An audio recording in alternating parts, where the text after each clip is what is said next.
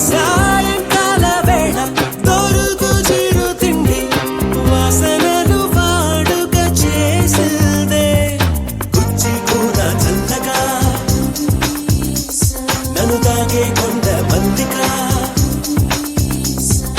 సరి జోడు నేనేగా అనుమానం ఇంకేలా అవ్వక మారు కలిసిన అందం